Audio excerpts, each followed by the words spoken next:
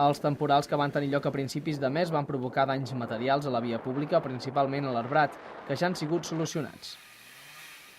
Vam tenir uns dies de fortes ventades, amb la qual cosa ens van generar problemes, sobretot en l'arbrat de diferents punts del municipi, no? Amb arbres que van caure, alguns degut a l'edat, eren arbres molt grans, i van caure. No?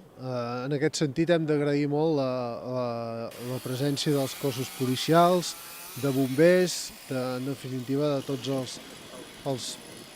els cossos de seguretat que ens van ajudar i van col·laborar molt intensivament en les tasques d'arranjament dels petits desperfectes que van generar, i des de l'Ajuntament hem fet una intervenció de xoc en el sentit de retirar tots els arbres, de deixar-ho tot en condicions per seguir amb normalitat.